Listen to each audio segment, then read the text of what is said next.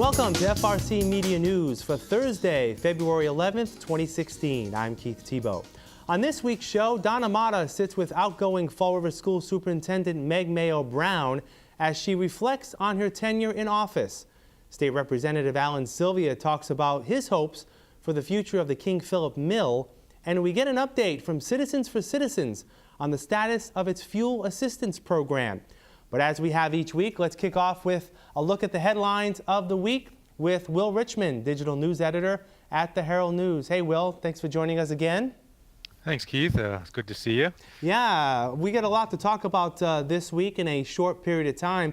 Actually, our top story is actually sort of breaking as we speak. The Herald News, you guys are reporting that it looks like Market Basket may be coming to Fall River at the old side of the Harbor Mall, where there's going to be some development in that area. What can you tell us of what we know thus far about this happening? Well, it was announced this morning, not so much with the identity of Market Basket, by Ken Fiola, the executive vice president of FROED, that a grocery store chain was going to be filing for a TIF agreement with the city today at noon. It did turn out we were able to confirm that filing was Market Basket, and the idea is that they'll be looking to sort of split off some space in the planned redevelopment of the new Harbor Mall for the long-awaited Market Basket. Okay, so you know this had been rumored when the announcement was made last fall about plans for that area, but obviously it wasn't confirmed, and now it looks like you guys have confirmed that this may be the case. So that's good. The story is still developing, obviously, so just make sure you check back with the Herald News to get the latest update, and we'll have what we can when we do here on FRC Media News. So that is actually the breaking news as we're on the air here on Thursday. Let's slip into some of the other headlines from the past week, Will. Since we spoke 1 week ago, the city has had 2 snowstorms. The region has had 2 snowstorms with school closings and parking bans and the like. And you had a good story in the paper this week about the results of that parking ban, the fact that the city issued over 1,700 parking violations or snow ban violations from a week ago. Do you, over those 2 storms, actually, do you know if the amount of tickets that they have, has that been like a regular occurrence? Is that natural? Is this more than normal? Did you guys do any background on the history of issuing these tickets? Well, it seems there may have been an aggressive ticketing for the initial storm. The one last Friday. The Friday storm, right. Yes. Certainly that one resulted in the issuing of approximately 1,300 tickets, many fewer for the second storm on Monday. So it seems either a combination of people not heeding the warnings and the city wanting to make sure that when the next storm came, people would be moving their cars. I think, last year with the amount of snow we got so quickly in late January and February, it started to become a matter of parking attrition. People were leaving their cars where they were. You couldn't get them shoveled out in some cases. And I don't even think the parking officers could reach the cars to ticket them in some cases as well last year. So this, I think, is a proactive approach to try to get the warning out early and send the message to move your car when the parking ban is in effect. Right, and the paper had a good editorial this week talking about the fact that, unlike years past, the city has done a pretty good job in alerting people of the fact that there's a snow ban. The technology of weather today is such that we pretty much know with some accuracy a day or 2 before a storm the impact that a storm may have. And a lot of times the city will issue its parking ban 24 hours plus ahead of when it's in effect. So plus there's robocalls that go out to people with landlines in the city about the fact that there's a parking ban. And I guess in this day and age, the editorial made the case that there really shouldn't be any gripe with not being able to heed the notice of a parking ban. Is that correct?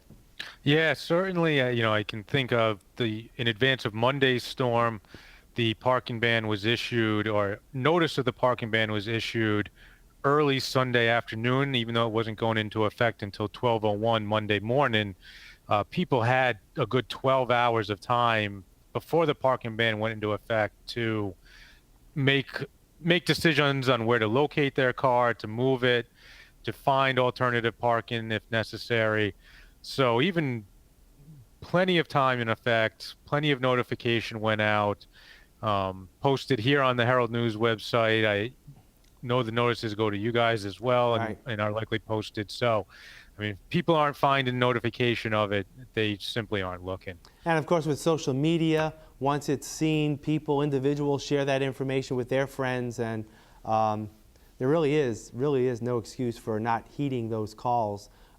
If you don't, it'll cost you $40, right? That is the ticket, right? $40 per violation.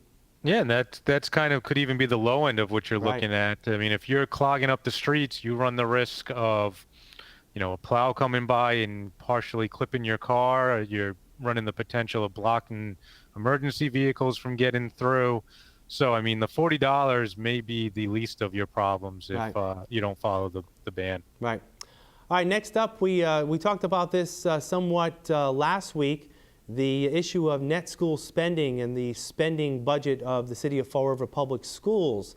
This week, the city administration met with the school committee rather the city council, to discuss what the net school spending number is still for this fiscal year, not even talking about fiscal 2017. And there's still some discrepancy, Will, about what that number is, what the city still owes, or what is still owed to school department for net school spending. And it seems like it can get really confusing. Yeah, like we said last week, net school spending is a confusing topic to figure out, to know what's included in it, what isn't. I think this week's meeting with the city council was more of it was less of an update on what the number is and more of an informational session for the city council. Right. I imagine, there's been conversations between the school department and the mayor's administration. Those conversations were probably taking place even before Jazel Correa took office. And the city council has been sort of the third party in this. The city council certainly has limited role in the school department that basically comes down to approving or rejecting the budget as a whole, which includes the school department number. So whether or not they expected much of an update on what that number was going to be, I don't think that was planned for the meeting on Tuesday night, but there's certainly more to be hashed out on this topic. Right, and as the new budget comes forward as well, there's going to be some more discussion on the budget of 2017. You had an opportunity today on your PolitiBeat blog at the Herald News to give some guesses, and this is only Will Richmond's guesses, on maybe potential future superintendent of schools. As we know, Meg Mayo Brown is stepping down at the end of this fiscal year in June, and you gave your best shot on who may be possibly a contender for the school superintendent position. Obviously, the process is just starting, and RFP is going out for a search. But it was interesting that you lent your 2 cents into this. Sure. Prior to my role as an editor, I spent about 10 years covering the school That's department. right. So I've been watching the superintendent process with some interest, and I just thought I'd take a stab. 4 names that have sort of been running through my head, especially in the past week or so, as to those who could apply for the position, just sort of with the idea of they have ties to the district or knowledge of leading urban districts, certainly in the case of the former Education Secretary, Matt Malone. So I just thought I'd throw some names out there at this point and see where they may stand. Like you said, we're very early in this process. The search process is just beginning with the RFP going out for consultant. So just pure guesses at this point with what I know about the district. Yeah, it's always good to throw some conjecture every now and then. Doesn't hurt. It gets people talking, and that's what we want. We want people to talk about their city and what's important to them. Just as a follow-up again, following this segment and after our break, Donna will be sitting down with our current superintendent of schools, Meg Mayo Brown, to discuss her tenure in her position. All right, Will, what do we have coming up at the Herald News over the next few days? Well, coming up this weekend, it's Valentine's Day on Sunday, so we actually turn to some couples that have been together for a very long time and some that are just starting, and ask them what their secrets to the love in their relationship is. We're also taking a look at the growing popularity of conservation subdivisions in Swansea, a concept that, while it puts houses closer to each other in subdivisions to create green space, it's something that sort of balances the attempt to protect rural character as communities grow. All right, sounds good, Will. We'll talk again next week. Take care. All right, have a good weekend, Keith. All right, we'll have more of FRC Media News right after this. Here are the latest job offerings from the Fall River Career Center. Refrigeration technician, job number 6827680. Registered nurse, 6785816. Security guard, 6812899. Teller, job number 6819021. And warehouse worker, 6862845. For more information on these and other jobs, you can call the Fall River Career Center at 508-730-5000. Welcome back. Last week, the Fall River School Committee began the process of hiring a new superintendent of schools. Donna sat down with the current occupant of the office to discuss her 7-year tenure.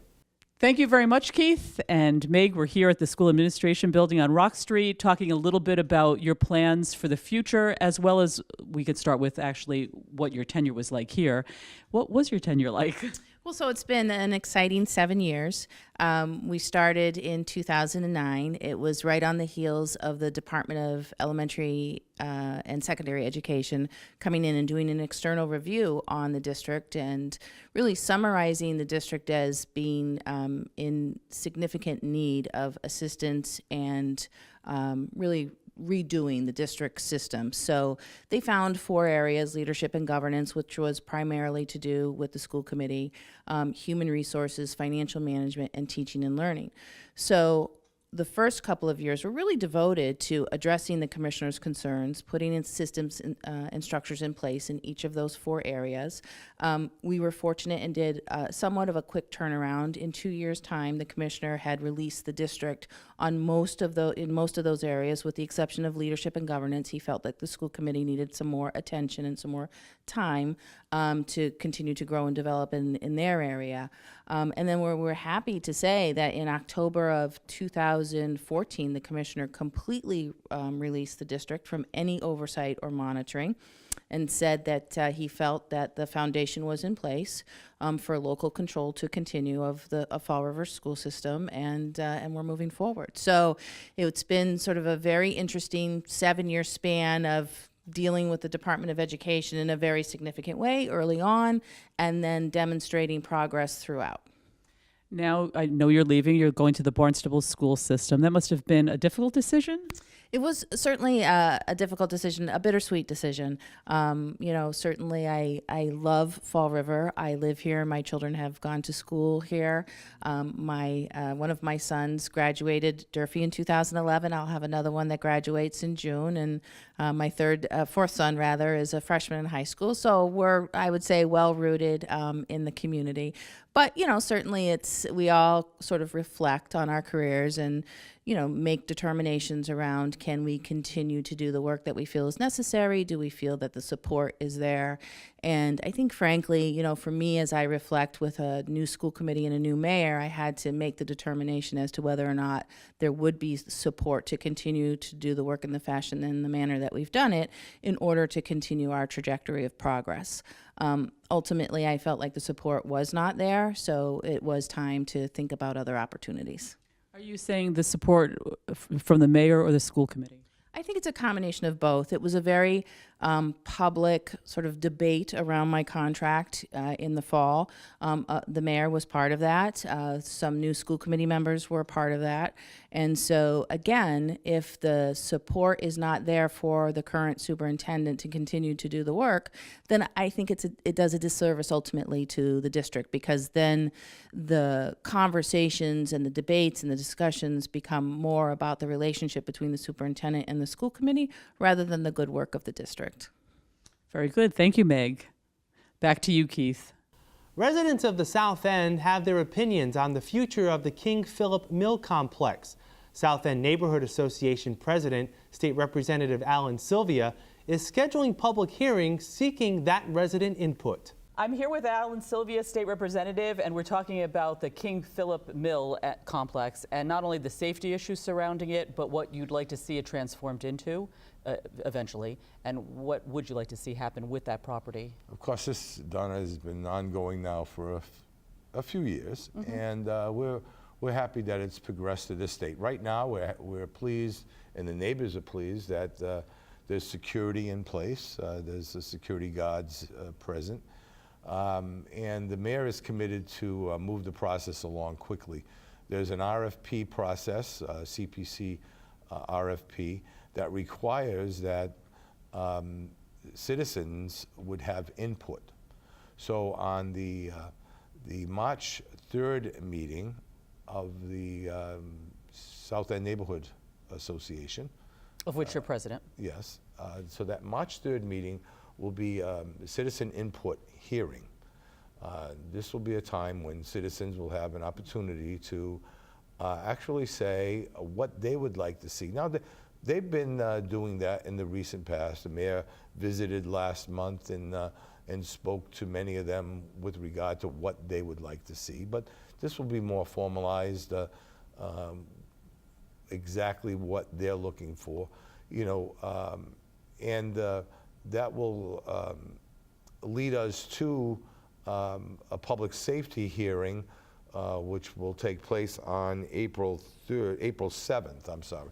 So I spoke with Chairman Pamela Liberty LeBeau, who chairs the Public Safety Committee, and that meeting will take place in the South End again at our meeting the first week of April.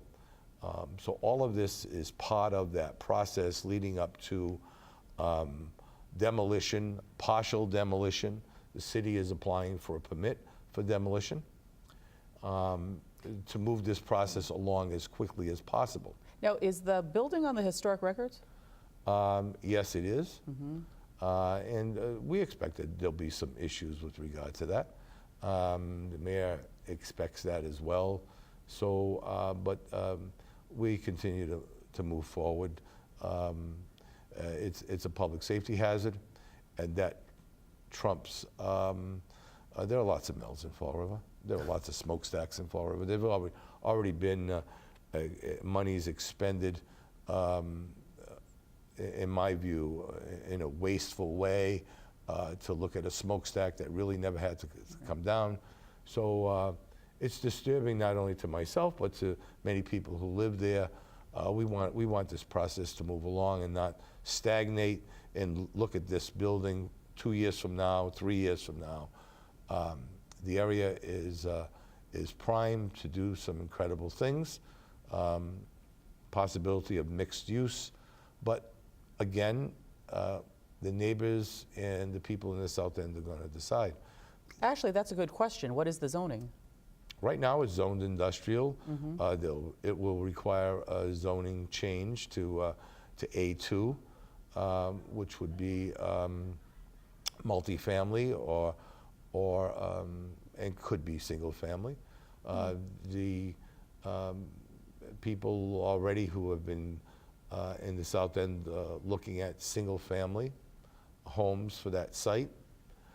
We have to keep in mind, of course, that the city needs revenue, and it has to be something that will be revenue producing for taxpayers. You know, people need to keep in mind that once that site is leveled and there are other forms of property there, that it will increase the assessed value of property that surrounds it. Correct. yeah. So taxes will go up, and that will hopefully beautify the south end.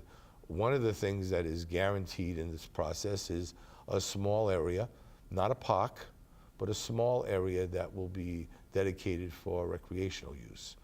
Recreational use, what we would like to see is another pier on that west side of the pond with kayaking, rowing, maybe a location for swimming.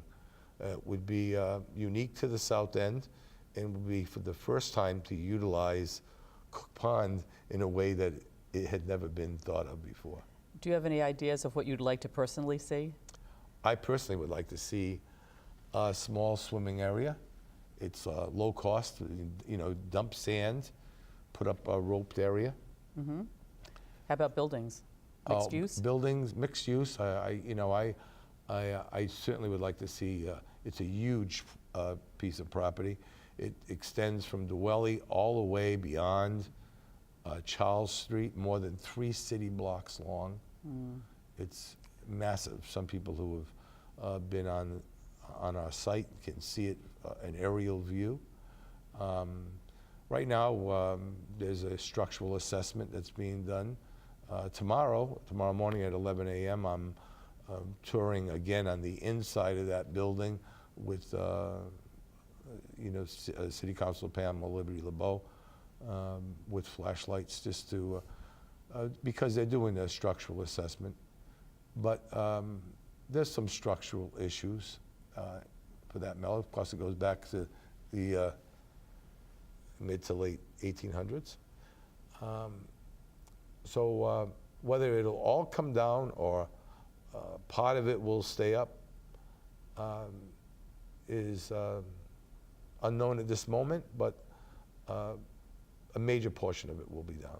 Now, one final question. Are you looking to finance any refurbishing or demolition with CDA money? I mean, how would that be funded? That is, that will be determined either by the private developer, who hopefully will take over the whole responsibility of that. There may be some additional brownfields assessment issues involved, but we're not at that point yet.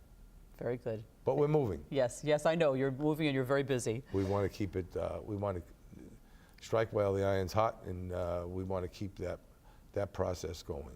It went for a long period of time without any action, and we just want people to be safe, and we want to see progress. Very good. Thank you, Ellen Sylvia. Very welcome. I'm Donna Mata for FRC Media News. We'll have more of FRC Media News right after this.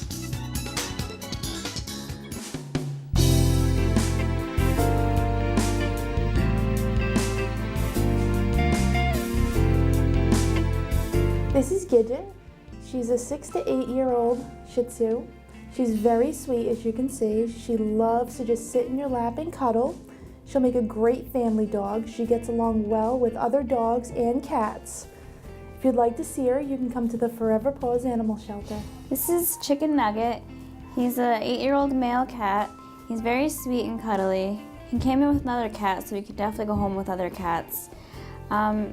He's just very laid back. He loves to play and everything. He could go home with kids. He's really nice. You can come see him at Forever Paws at 300 Linwood Street.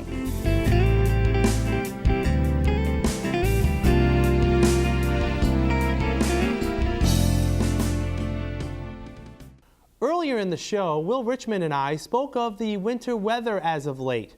Overall, the weather has been mild, but Citizens for Citizens of Fall River still has its eyes on the skies in terms of its fuel assistance program.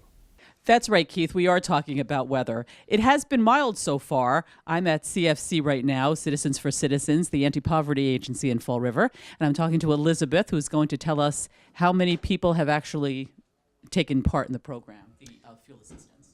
Thanks, Donna. Yes. So thus far, over 13,000 clients have applied for assistance this year. The count is actually a little lower, and it's probably due to the weather. We've had a really mild winter thus far, but the forecast for the weekend is frigid, cold weather. I think 7 degrees either Saturday or Sunday, wind chills. So we are really anticipating to get busy next week and the week after, and if the weather continues, probably right up until April. Now you're saying that you're going to get busy because of the increase, or the decrease, I should say, in the weather. Yes, the decrease. Yeah, usually that's what makes people come out to us. I think because the weather's been pretty mild and the oil prices have been low, people are taking their time with coming in, or maybe trying to do it on their own. But when the weather gets really cold and you have to crank the heat up, that actually generates more business for us, which we like. Of course. Now, with the decrease in weather, does that mean that people who may not have applied before will be applying now? We hope so. If folks haven't applied yet, again, trying to do it on their own or because the weather's been too mild, I'm urging people, please come in. Don't try to do it on your own. Try to see if you're eligible for assistance, and that's what we're here for. Very good. Now, is there guidelines that you can give us quickly? Or is it complicated? No, it's not really complicated. In order to be eligible, we base the eligibility is based on number in the household, so it's household size and gross annual income of everyone in the household. And for a person living by themselves, it's a little bit over 33,000. So the guidelines are actually not very low, that you could actually be working. That's what this program is for, working people. And for a family of 4, it's over 60,000. So people should check our website to see the guidelines and give it a shot to come in. Very good. Thank you, Elizabeth. And back to you, Keith. That's it for this edition of FRC Media News. You can catch FRC Media News Thursday and Fridays at 6 p.m. But our online news site is available 24/7 at frcmedianews.org.